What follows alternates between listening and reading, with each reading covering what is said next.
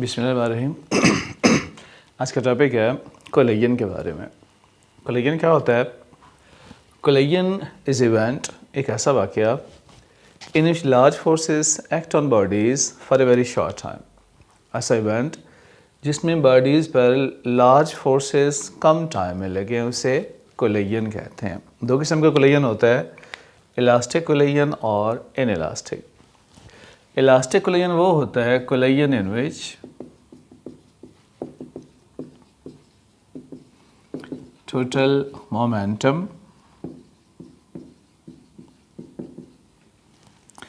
and total kinetic energy remains constant, जिसमें दो चीज़ें कांस्टेंट रहें, मोमेंटम और kinetic energy. This collision is called elastic collision. इसके मुकाबले में इन इलास्टिक कोलिजन है। इन इलास्टिक कोलिजन में मोमेंटम तो कांस्टेंट रहता है, जितना कोलिजन से पहले होगा उतना कोलिजन के बाद, मगर काइनेटिक एनर्जी चेंज हो जाती है, किसी और फॉर्म में कन्वर्ट हो जाती है। So collision in which momentum remains constant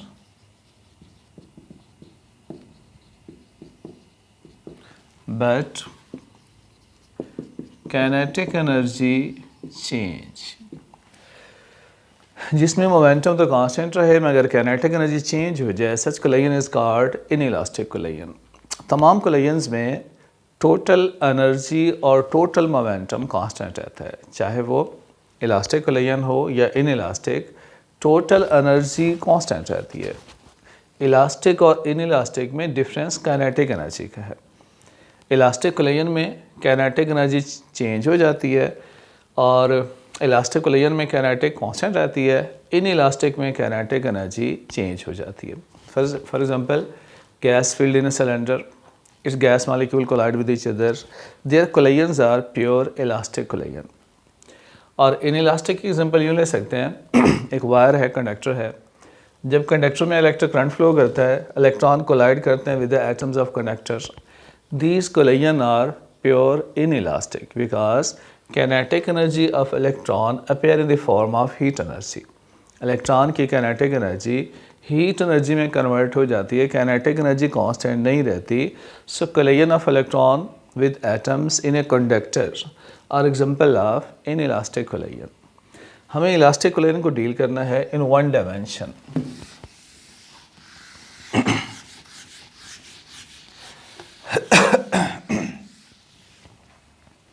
elastic collision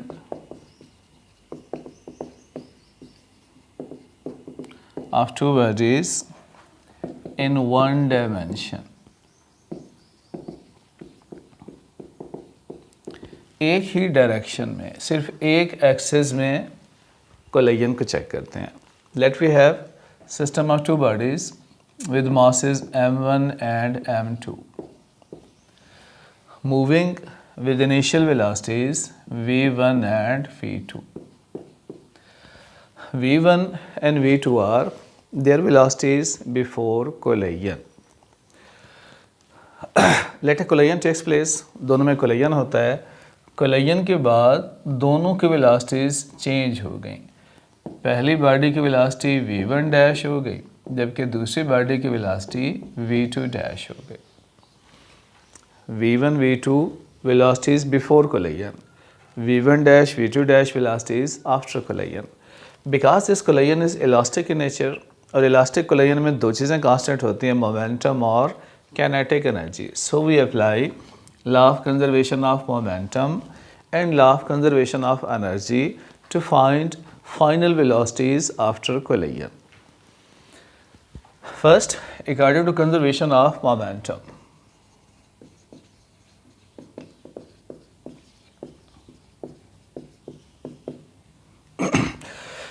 हम law of conservation of momentum पढ़ चुके कि momentum of system before collision is equal to momentum of system after collision।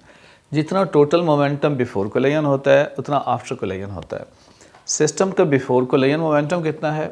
पहली बॉडी का m1v1, दूसरी बॉडी का m2v2, that is momentum before collision, m1v1 plus m2v2। Similarly after collision velocity change हो गई, momentum भी change हो गया।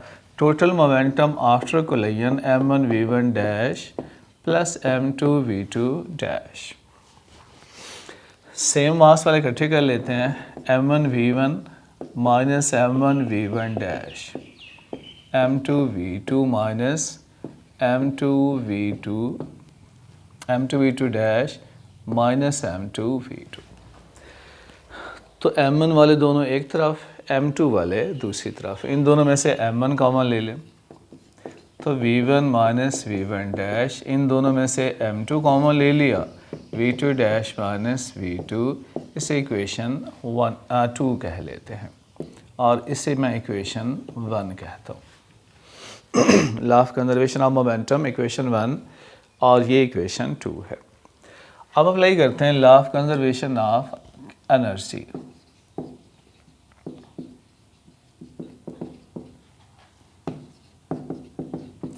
चूँकि इलास्टिक कोलिजन है, इलास्टिक कोलिजन में दो चीज़ें कांस्टेंट रहती हैं, मोमेंटम और काइनेटिक एनर्जी। ये कंजर्वेशन ऑफ मोमेंटम। अब conservation of kinetic energy check करते हैं, वो भी ऐसे होगा, total kinetic energy of system before collision should be equal to total kinetic energy of system after collision. अब काइनेटिक एनर्जी होती है हाफ m स्क्वायर, पहली बॉडी की kinetic half m1v1 square, second body की हाफ m2v2 स्क्वायर। ये total kinetic energy before collision is equal to half m1v1 dash square plus half m2v2 dash square. That is kinetic energy after collision, kinetic energy before collision. 1/2 पे divide कर लें, सब में है m1v1 square plus m2v2 square is equal to m1v1 dash square plus m2v2 dash square। अब क्या करें, same mass वाले इकट्ठे कर लें, m1v1 स्क्वायर ये m1 वाला है minus m1v1 dash square, m2v2 dash square minus m2v2 square. Same mass वाले सेपरेट कर दिए। इन दोनों में से m1 common, v1 square minus v1 dash square, और इन दोनों में से m2 कॉमन ले लें, v2 dash square minus v2 square.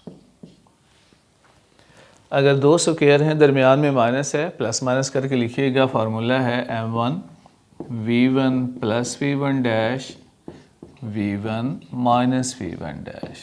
Similarly, m2 v2 dash minus plus v2 and v2 dash minus v2। That's equation number 3।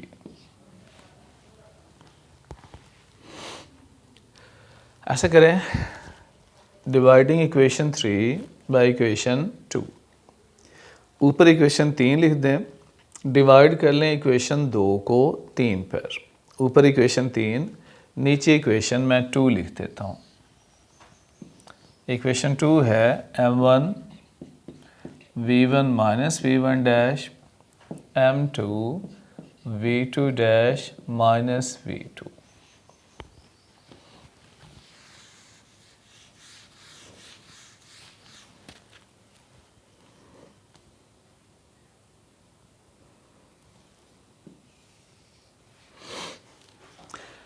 m1 भी cancel, minus वाला factor भी cancel, m2 cancel, minus वाला factor cancel, plus वाला रह गया v1 plus v1 dash is equal to v2 dash plus v2।